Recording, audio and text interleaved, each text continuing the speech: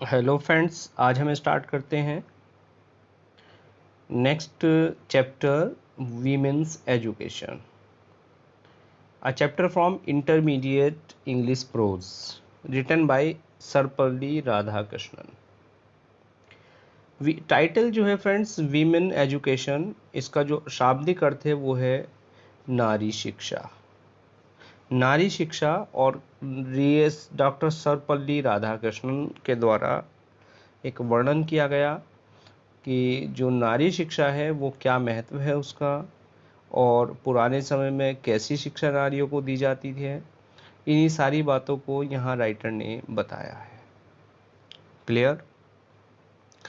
Even जो भारत में नारी शिक्षा है उसके बारे में ये बताते हैं, और बताते हैं कि जो आज का जो एजुकेशन सिस्टम है उससे वो सेटिस्फाइड नहीं है। उनके विचारों से भी हम यहाँ अवगत होते हैं।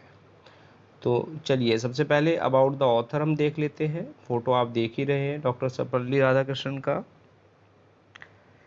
और अबाउट द ऑथर की बात करें, second president of free India, ये भारत के स्वतंत्र भारत के दूसरे राष्ट्रपति थे। प्रथम राष्ट्रपति कौन थे? हमारे डॉक्टर राजेंद्र प्रसाद। उनके बाद ये डॉक्टर सर्वपल्ली राधाकृष्णन ये हमारे सेकंड प्रेसिडेंट रहे हैं, मतलब भारत के दूसरे राष्ट्रपति रहे हैं। 1888 में पैदा हुए, ग्रेट फिलोसोफर एंड स्टेट्समैन, एक बड़े फिलोसोफर, दार्शनिक और बड़े एक स्टेट्समैन। स्टेट्समैन किसे कहते हैं फ्रेंड्स? स्टेट्समैन कहते हैं राजनेता को, वो थे। इफेक्टिव स्पीकर, एक प्रभावी वक्ता थे। वॉल्यूमनस राइटर, और वॉल्यूमनस राइटर मीन्स एक ऐसा राइटर जिसने बहुत सारी बुक्स लिखी हों। He was appointed as professor of philosophy in Calcutta University, Calcutta विश्वविद्यालय में प्रोफेसर ऑफ फिलोसफी मीन्स दर्शन शास्त्र के ये प्रोफेसर थे। Also served as the vice chancellor of Banaras Hindu University from 1939 to 1948, और 1939 से लेकर 48 तक ये चांसलर रहे हैं, वाइस चांसलर रहे हैं बनारस हिंदू विश्वविद्यालय के। आफ्टर इट, इसके बाद ही became an Indian ambassador to USSR, और ये रूस में भारत के राजदूत रहे। Elected as the president of India from 1962 to 67, 1962 से 67 तक भारत के राष्ट्रपति रहे। Some of his famous books are, कुछ उनकी जो प्रसिद्ध बुक्स हैं वो क्या है? Indian philosophy, Hindu view of life, eastern relation and western thought and philosophy of Upanishad. Died in 1975, 1975 में इनकी डेथ हो गई। तो एक बड़े ऑथर थे, और इवन आप शायद जानते होंगे कि जो हम टीचर्स डे मनाते हैं, हर साल 5 सितंबर को मनाया जाता है, वो डॉक्टर सर्वपल्ली राधाकृष्णन का बर्थडे था। उनके बर्थडे को हम टीचर्स डे के रूप में आज तक मनाते आ रहे हैं, और वो हमारे विचारों में आज तक जिंदा हैं। उनके बताए हुए रास्ते पर हम आज चल रहे हैं। चलिए अबाउट द लेसन की बात करें तो women education has been selected from the book true knowledge, उनकी एक बुक थी, उससे ये लिया गया है चैप्टर, 1970 में जो पब्लिश हुई। इसमें education of women in India, Bharat में नारी शिक्षा की बात की गई है। राइटर के according the chief aim of education to make human being think highly and act nobly, शिक्षा का जो उद्देश्य है वो क्या है? वो मानव जीवन को ऊंचा सोचना एंड एक्ट नोबली, और जो ऊंचा सोचना और अच्छे काम करना, ये एक शिक्षा का उद्देश्य मानव जाति के लिए होना चाहिए। Real education goes beyond the material world and helps men and women to understand the unknown mysteries of this life and life afterwards. वो कह रहे हैं कि जो शिक्षा का वास्तविक उद्देश्य है वो इस भौतिक जगत से परे है, मानव की, नारी की और नर की हेल्प करना, ये जानने के लिए कि इस जीवन के क्या रहस्य हैं, जो अनजाने रहस्य क्या है, इस जीवन में क्या है, इस जीवन के बाद क्या है, उसको जानने के लिए लोगों की हेल्प करना है। It means that man's real education consists of man's understanding a new world। और वो कहते हैं कि जो शिक्षा का वास्तविक उद्देश्य है वो क्या है? आदमी की समझ पैदा करना एक नए संसार को लेकर, a world एक ऐसे संसार को लेकर which lies beyond space and time, जो इस समय और स्पेस से परे है। It instills in a man the qualities of concentration, self-control and moral strength। It instill कहते हैं मन में बैठाना। ये मन में बैठाती है एक व्यक्ति के, एक आदमी के the qualities of concentration। concentration कहते हैं किसी भी पर्टिकुलर पॉइंट पर फोकस करना। क्लियर? सेल्फ कंट्रोल, आत्मनियंत्रण एंड मोरल स्ट्रेंथ, और जो नैतिक शक्ति है उसको ये किसी व्यक्ति के मन में बैठाती है। चलिए फ्रेंड्स, टेक्स्ट स्टार्ट करते हैं। You are living in an age when there are great opportunities for women in social work, public life and administration। कि आप एक ऐसे समय में रह रहे हैं जहां महिलाओं के लिए बहुत सारी अपॉर्चुनिटीज़ हैं, बहुत सारे अवसर हैं। अपॉर्चुनिटीज़ कहते हैं अवसर को, मौके को, चांस को। यानी स्त्रियों के लिए किस में अवसर हैं? सोशल वर्क, सामाजिक कार्यों में। पब्लिक लाइफ, जो पब्लिक लाइफ है मीन्स जो सार्वजनिक जीवन है, एंड एडमिनिस्ट्रेशन, और इसके अतिरिक्त प्रशासन में।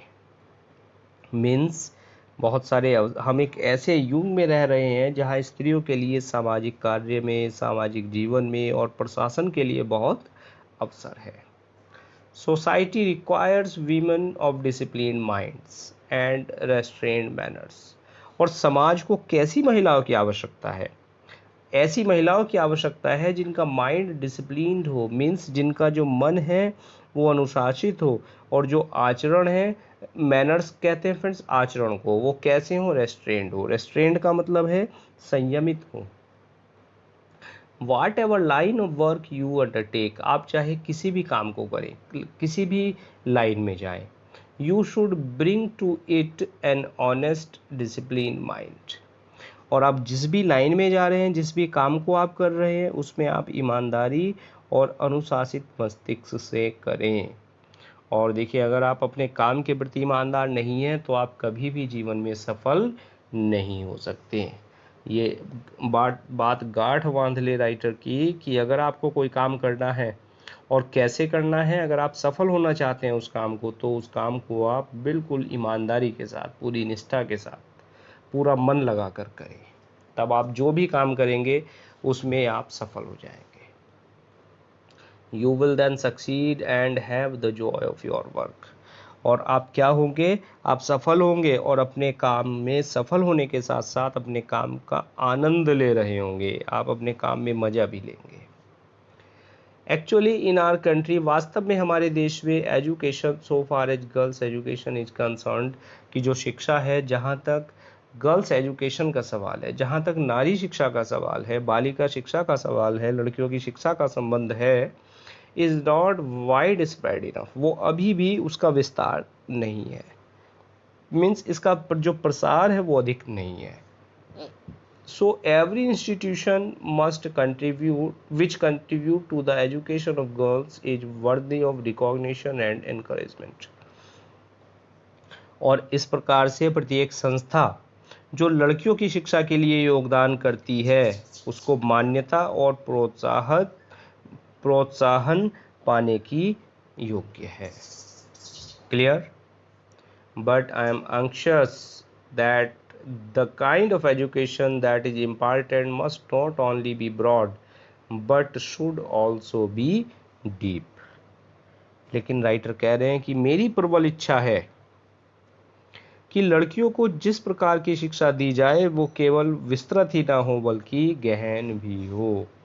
इम्पार्ट कहते हैं देना, और ब्रॉड कहते हैं विस्तृत, और डीप कहते हैं गहन, कि वो विस्तृत ही ना हो बल्कि गहरी भी हो, उसके जो अर्थ है वो गहरे हो।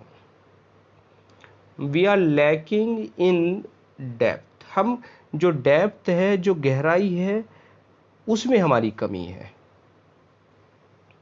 क्लियर है बात? हमारी शिक्षा में गहराई की कमी है। गहराई से मतलब है चिंतनशीलता की कमी है। वी में बिकम लर्नेड एंड स्किल्ड, कि हम विद्वान और दक्ष भले ही हो जाएं, but if we do not have some kind of purpose in our life themselves become blind, blundering and bitter, कि यदि हम कितना ही शिक्षित हो जाए, कितने ही लर्नेड हो जाएं, कितने ही कुशल हो जाएं, लेकिन if we do not have some kind of purpose in our life, यदि हमारे जीवन में हमारा कोई उद्देश्य नहीं है, our lives themselves become blind, तो हमारा जीवन अंधा हो जाता है, बिल्कुल अंधे हम हो जाते हैं। ब्लंडरिंग मीन्स भटकते हुए, गलती करते हुए हम हो जाते हैं, एंड बिटर, और बिटर कहते हैं कड़वे हो जाते हैं। बात क्लियर है कि हमारा जीवन कैसा हो जाएगा? हम विद्वान और दक्ष कितने भी हो जाएं, लेकिन अगर जीवन में हमारे उद्देश्य नहीं है तो हम अंधकार में त्रुटिपूर्ण और कड़वे हो जाते हैं। बात क्लियर है फ्रेंड्स? तो राइटर कह रहे हैं कि जो शिक्षा है उसका कोई उद्देश्य होना चाहिए, और हमारे जीवन का भी कोई उद्देश्य होना चाहिए। देखिए, हम जो भी काम करते हैं, अगर किसी उद्देश्य को लेकर हम काम करते हैं तो हम उसमें सफल हो जाते हैं, और जब हमारा कोई पर्पज ही नहीं होगा तो हम क्या आगे बढ़ेंगे? द गीता सेज, गीता में कहा गया है, क्या कहा गया है? व्यवसायित्मिका बुद्धि एकेह, व्यवसायित्मिका बुद्धि एकेह। For a truly cultured mind, there is a single-mindedness, a dedication to single purpose. For the cultural mind, the whole life is scattered in. देखिए, जो संस्कृत के वर्ड्स हैं यहाँ राइटर ने एक्सप्लेन कर दिए हैं, और व्यवसायिकम बुद्धि है कि जो ये संस्कृत फ्रेज है, इसका जो अर्थ है वो क्या है? उद्देश्यपूर्ण बुद्धि एकाग्र होती है, और एक ट्रूली कल्चर्ड माइंड, एक ऐसा मस्तिष्क जो पूरी तरह से कल्चर्ड है, सांस्कृतिक है, उसके लिए एक सिंगल माइंडेडनेस वो होनी चाहिए। मीन्स लक्ष्य की एक रूपता होनी चाहिए। देखिए, जो हमारा लक्ष्य है वो एक होना चाहिए, जो एक रूपता हमारे लक्ष्य में होनी चाहिए। अगर एक रूपता नहीं होगी तो हम आगे कैसे बढ़ेंगे? क्लियर? और एक डेडिकेशन होना चाहिए सिंगल पर्पज के लिए, जो हमारा उद्देश्य है, एक उद्देश्य है, उसके प्रति हम समर्पित हों। फॉर द अनकल्चरल माइंड, अनकल्चरल कहते हैं संस्कृतिहीन, संस्कृतिहीन मस्तिष्क के लिए होल लाइफ इज स्कैटर्ड, पूरा जीवन बिखरा हुआ है। और किस में बिखरा हुआ है? देखिए, इन आगे बढ़ते हैं, इन मैनी डायरेक्शंस, और जो असंस्कृतिक मस्तिष्क है उसके लिए जो जीवन है वो कई दिशाओं में बिखरा हुआ है, अनेक दिशाओं में वह बिखरा हुआ है। क्लियर? बहुशाखा हयंताश्च, बहुशाखा हयंताश्च, इसका मतलब क्या है फ्रेंड्स? इसका मतलब है बहुउद्देश्यता, अनेक उद्देश्य रखना। और बहुत दिशाओं में एक संस्कृतिहीन जो मस्तिष्क है वो बिखरा हुआ है, और साथ साथ बहुत सारे उद्देश्य लिए हुए वो है। Therefore it is essential, इसलिए ये आवश्यक है, that the education which you acquire in these institutions should give you not only merely learning and skill but endow you with a definite purpose in life. और इसलिए आवश्यक है कि जो शिक्षा आप इन इंस्टीट्यूशंस में, जो इन संस्थानों में प्राप्त कर रहे हैं, वो केवल आपको ज्ञान ही ना दे, कुशलता ही ना दे, बल्कि आपको जीवन में जीने का एक उद्देश्य भी दे, एक निश्चित उद्देश्य भी दे। मीन्स वो चाहते हैं एक कैसी शिक्षा? एक उद्देश्यपरक शिक्षा, उद्देश्यपूर्ण शिक्षा। वॉट दैट पर्पज, चाहे वो पर्पज कुछ भी हो, you have to define for yourself, आपको अपने आप को डिफाइन करना है, आपको अपने आप को एक्सप्लोर करना है, आपको अपने आप को देखना है। It is said that Vidya gives you Viveka. Vimarswarupini Vidya gives you a sense of what is right and help you to avoid what is wrong. और ऐसा कहा जाता है कि विद्या से आपको विवेक मिलता है, विद्या गिव्स यू विवेक, और विमर्श स्वरूपिणी जो विद्या है वो आपको एक सेंस देती है कि क्या सही है और ये बताती है कि क्या गलत है। मीन्स विद्या से आपको एक सेंस मिलना चाहिए। विमर्श स्वरूपिणी मीन्स, विमर्श स्वरूपिणी कहते हैं समीक्षा आलोचना करने वाली एक विद्या, वो आपको सत्य और उचित ज्ञान देती है और असत्य से बचने के लिए आपकी सहायता करती है। You must try therefore to find out what is required for you in this generation. और इसलिए आप ये देख सकते हैं कि आपको ये जानने का प्रयास करना चाहिए कि इस पीढ़ी में आपके लिए किस बात की अपेक्षा की जा रही है। A purpose which held good centuries ago may not hold good today in view of the rapidly changing condition of our country and of the world. और ये कह रहे हैं कि इस बहुत तेज़ी से बदलते हुए समाज में, इस बहुत तेज़ी से बदलते हुए देश में और इस बहुत तेज़ी से बदलते हुए संसार में ये आवश्यक नहीं है कि जो एक पर्पज, एक ऐसा उद्देश्य जो कई शताब्दियों पहले अच्छा था कि वो आज भी उतना ही अच्छा हो। क्लियर? मीन्स आपका जो उद्देश्य है वो होना चाहिए जो समय के अनुरूप हो। सो द पर्पज, इस प्रकार से जो उद्देश्य है, which you adopt in your life, जो आप अपने जीवन में अडॉप्ट करें, जो आप अपने जीवन में ग्रहण करें, must be adapted to the relevant needs of the present generation, वो आज की जनरेशन के अनुरूप होना चाहिए। देखिए यहाँ दो वर्ड आए हैं, एक तो अडॉप्ट, अडॉप्ट का मतलब है ग्रहण करना, और एक दूसरा है एडेप्ट, एडेप्ट का मतलब होता है अनुरूप होना। दोनों में कंफ्यूज नहीं होना। क्लियर है friends? Every time we start, और जब भी हम कुछ स्टार्ट करते हैं, we use our hymns and end with saying shanti shanti shanti. The teacher and the people are expected to avoid hating each other. और यहाँ बहुत गहन बात राइटर ने कह दी है। राइटर कह रहे हैं कि हर समय जब भी हम कुछ स्टार्ट करते हैं, किसी भी काम को शुरू करते हैं, ईश्वर का भजन करते हैं और हम शांति शांति शांति कहकर अपनी बात समाप्त करते हैं, इसका अर्थ है कि शिक्षकों और विद्यार्थियों से अपेक्षा की जाती है वो एक दूसरे से हेट ना करें।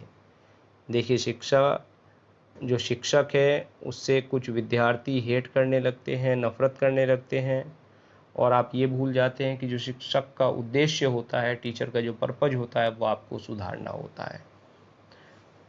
क्लियर? तो वो आपके सुधारने पे ध्यान देता है, आपके चरित्र निर्माण पे, आपका ज्ञान कैसे हो, आपका विकास कैसे हो, यही वो सोचता रहता है। और इसी पर्पज को लेकर कई बार वो आपको कुछ कह देता है, टोका टाकी हो जाती है, तो उसको हमें अदरवाइज नहीं लेना चाहिए, ऐसा यहाँ ऑथर कह रहे हैं। क्लियर है फ्रेंड्स? चलिए नेक्स्ट पैरा स्टार्ट करते हैं। कंपैशन, दया। कंपैशन का शाब्दिक अर्थ होता है दया। Daya is the quality which is more characteristic of women than of man. कि दया एक ऐसा गुण है जो पुरुषों की अपेक्षा नारियों में अधिक पाया जाता है। I read recently a book, मैंने हाल ही में एक बुक पढ़ी, which speaks about the decline of womanhood and says that this is so because there is a decline in compassion। और उस बुक में ये लिखा है कि आज जो नारीत्व है, जो नारी का पतन हो रहा है, नारी का पतन इसलिए हुआ है क्योंकि उसमें जो दया की क्वालिटी है वो कम हुई है, नारियों में दया का भाव कम हुआ है। क्लियर? और ये वो गुण है जो पुरुषों की अपेक्षा महिलाओं में अधिक पाया जाता है। If you do not have compassion, यदि आपके पास दया का भाव नहीं है, यू आर नॉट ह्यूमन, तब आप मानव नहीं हो। मीन्स राइटर कह रहे हैं कि आप में अगर दया नहीं है तो आप मनुष्य ही नहीं है। It is therefore essential for every human being to develop the qualities of considerateness, kindness and compassion.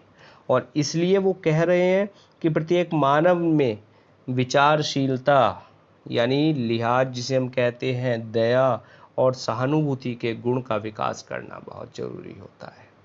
कंसिडरेटनेस किसे कहते हैं फ्रेंड्स? विचारशीलता यानी लिहाज।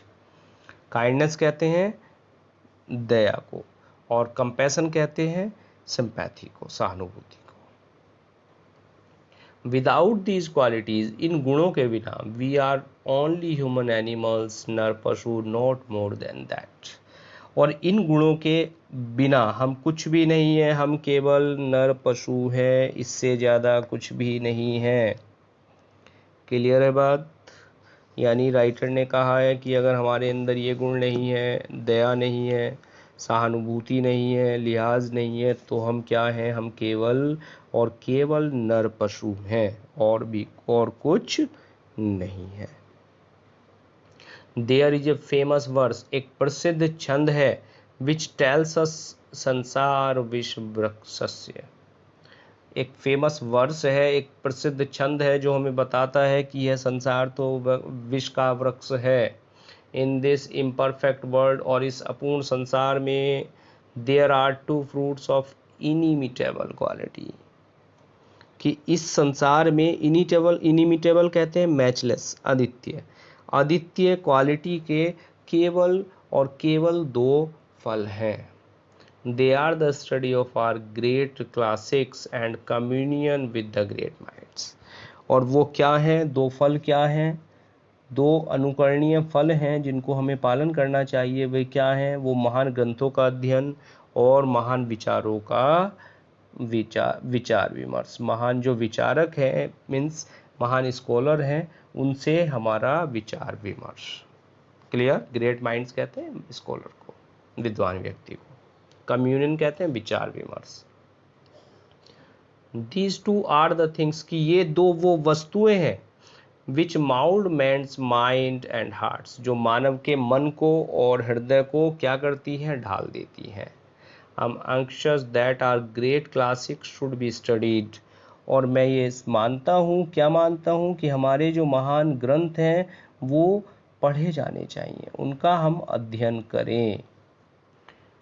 The classics of all countries of which we are the inheritors, और दूसरे देशों के जो भी जो ग्रंथ हैं, दूसरे देशों के जो महान ग्रंथ हैं, उनका भी हम अध्ययन करें। जो हमें विरासत में दूसरे देशों से महान ग्रंथ मिले हैं, उनका भी हमें अध्ययन करना चाहिए। It is an small dialogue in an Upanishad, Upanishad में एक छोटा सा एक डायलॉग है, छोटा सा एक संवाद है। और क्या संवाद है?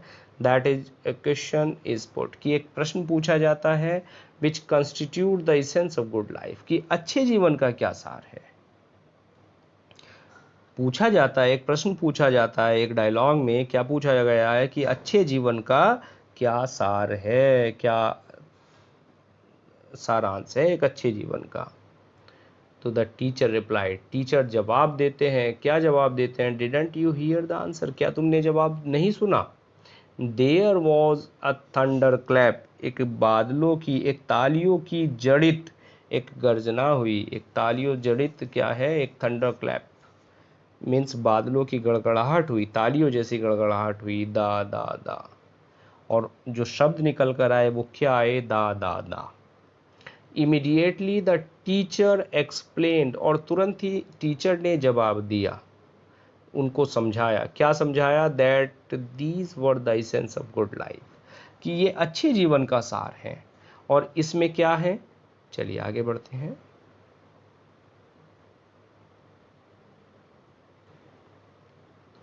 दम दान दया, कि इस दा का जो अर्थ है, अच्छे जीवन के जो सार हैं वो हैं दम, दान और दया। ये अच्छे जीवन के लिए आवश्यक तत्व हैं। दे constitute the essentials of the good life, कि वो अच्छे जीवन के जो सारांश हैं उसको बताते हैं।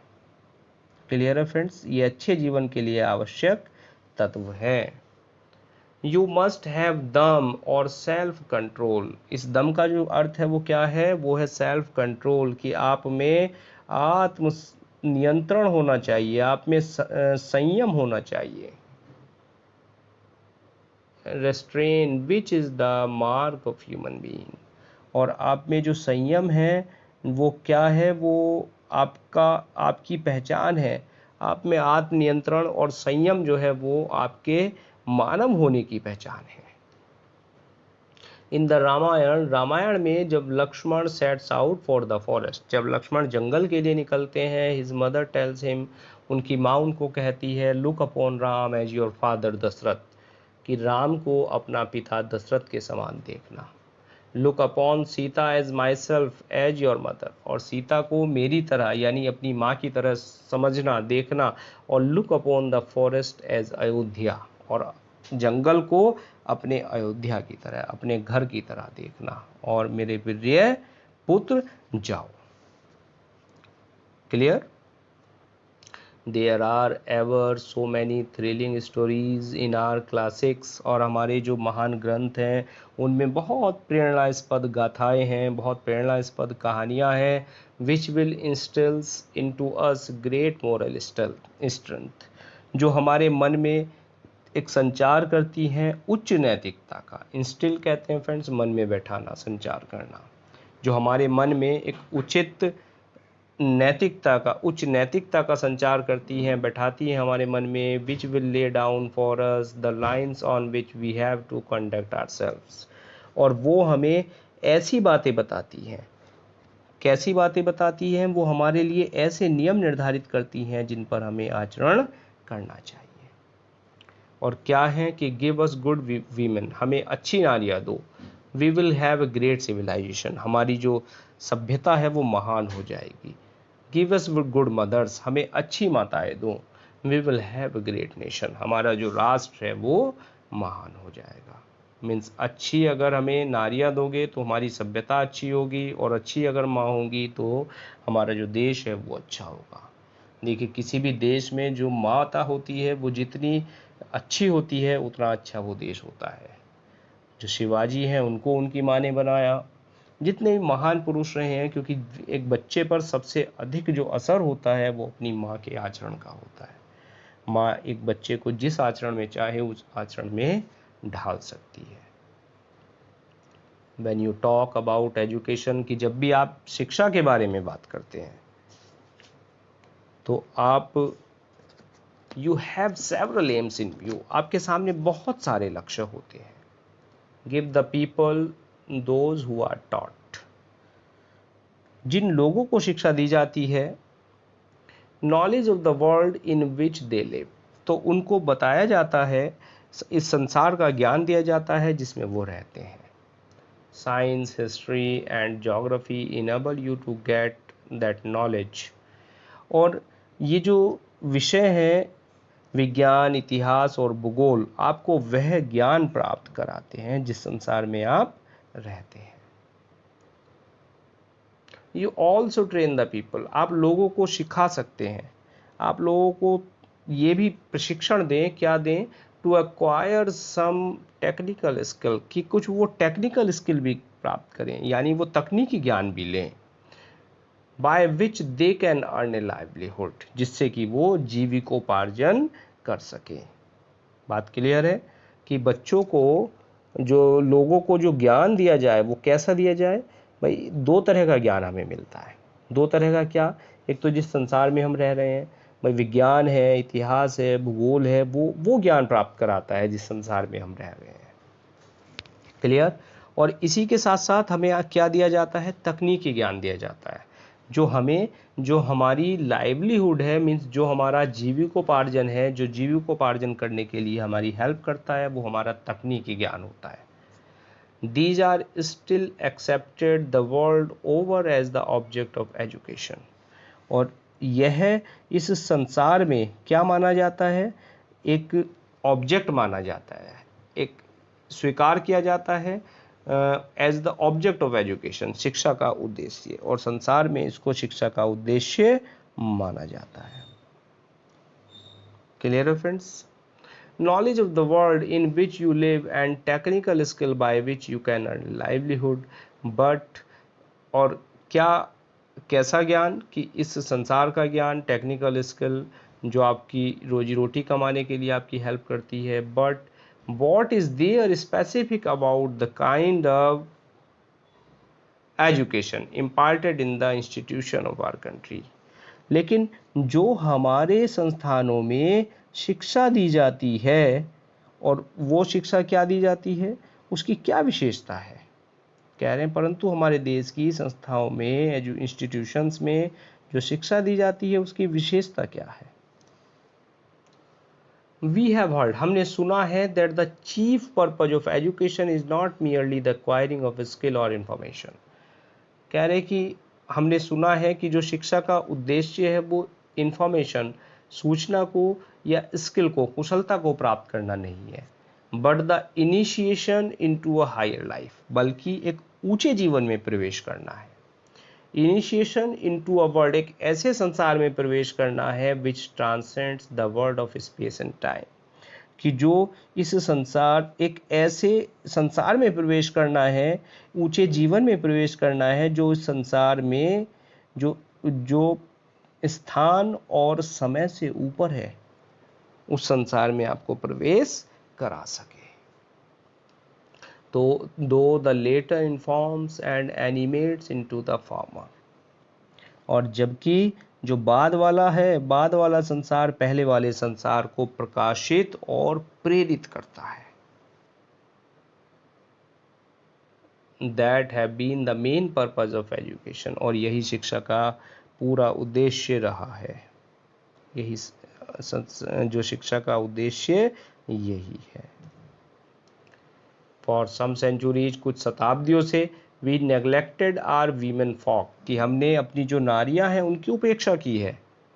Our tradition however has been somewhat different, हमारी जो परंपरा है इससे कुछ भिन्न रही है। पुराकल्पेषु नारीणां मंदिरा वंदना निश्चितम, अध्यापंचनां वेदानां गायत्री वाचनां तथा। पुराकल्पेषु नारीणां मंदिरा वंदिता निश्चिता, अध्यापनांच वेदानां गायत्री वचनाम तथा। क्लियर। अब इसका क्या अर्थ है फ्रेंड्स, कि प्राचीन काल में नारियों द्वारा मंदिरों में पूजा करना, वेदों का पठन करना और गायत्री मंत्र का उच्चारण करना स्वीकृत था। और यही बात नीचे समझाई है, देखो राइटर ने। एक्चुअली संस्कृत की बात करें तो मैं बता दूं आपसे, मैं संस्कृत में बहुत वीक हूँ। लाइफ में कभी मुझे संस्कृत ही समझ में नहीं आई। हाई स्कूल लेवल तक, जैसे हिंदी में संस्कृत का एक पार्ट होता है, एक सेक्शन होता है, लेकिन वो कभी आज तक समझ में नहीं आया, और शायद इसीलिए इंग्लिश का टीचर बना। चलिए आगे बढ़ते हैं। इन एंशंट टाइम, प्राचीन समय में, our women had the ceremony of Upanishad perform for them, हमारी जो नारियां हैं उनको उपनयन यानी उनका यज्ञोपवीत जो संस्कार है वो होता था। Clear friends. यज्ञोपवीत उपनयन क्या होता है, जनेऊ धारण करने वाला जो संस्कार होता है उसको यज्ञोपवीत कहते हैं, यानी उपनयन कहते हैं। और वो यज्ञोपवीत जनेऊ धारण वे करती थी। They were entitled to study of Vedas, कि वो, उन्हें वेदों के अध्ययन का अधिकार था। They were also entitled to the chanting of the Gayatri jaap, और उन्हें गायत्री मंत्र के जाप का भी अधिकार था। All these things were open to our women, ये सारी चीज़ें हमारी, ये सारे काम हमारी महिलाओं के लिए स्वीकार्य थे। But our civilisation became arrested and one of the main sign of the decay of our civilisation is the subjection of women. लेकिन हमारी जो सभ्यता का पतन हुआ और हमारी सभ्यता जो है वो डाउनफॉल में चली गई, और उस पतन का एक जो कारण था वो क्या था, स्त्रियों की पराधीनता। आफ्टर इंडिपेंडेंस, आज़ादी के बाद, through the एक्सर्शंस of Mahatma Gandhi, एक्सर्शंस कहते हैं प्रयास, महात्मा गांधी के अथक प्रयासों के द्वारा, a revolution has been affected in our country, एक क्रांति हमारे देश में लाई गई, and the women are coming into their own, और जो महिलाएं हैं वो अपने अधिकारों को पाने लगी। एक क्रांति वो महात्मा गांधी लाए, नारी एजुकेशन, बालिका शिक्षा पर गांधी जी ने बहुत बल दिया, और बालिका शिक्षा के साथ साथ उन्होंने जो टेक्निकल स्किल है उस पर भी बहुत बल दिया। चलिए अब इसकी ग्लॉसरी पे ध्यान दीजिए आप।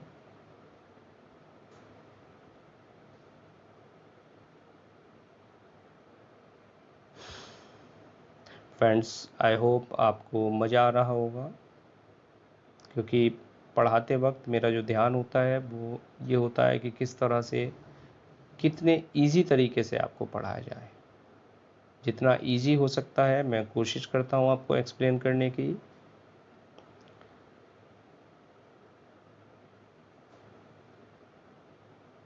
चैनल पे आपका पूरा सिलेबस है, आप उसको वॉच करते रहिए। अपनी तैयारी बोर्ड की अभी से ही शुरू कर दीजिए, क्योंकि ध्यान रखिए, अगर हाई स्कूल में बहुत अच्छे मार्क्स नहीं आए हैं कोई बात नहीं, इंटर में आप बहुत ज़्यादा मेहनत करें। और हाई स्कूल की अपेक्षाकृत इंटर में कम ही मार्क्स आते हैं, क्योंकि हाई स्कूल में 30% जो मार्क्स हैं वो हमारे इंटरनल एग्ज़ाम्स हैं उससे मिल जाते हैं। और इंटरनल में बहुत ज़्यादा हमारा लेबर नहीं होता, उसकी अपेक्षाकृत बहुत अधिक मार्क्स हमें मिल जाते हैं। तो आपको अगर इंटर में मेहनत करनी है, इंटर में बहुत अच्छे से मार्क्स लाने हैं, तो बहुत अधिक मेहनत आपको करनी पड़ेगी।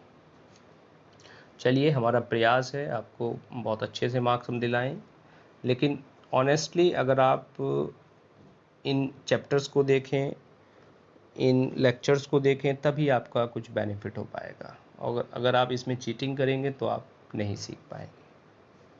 ठीक है फ्रेंड्स, चलिए अब दूसरे लेक्चर में कुछ मिलते हैं कुछ नई चीज़ों के साथ। Now thanks for watching this video.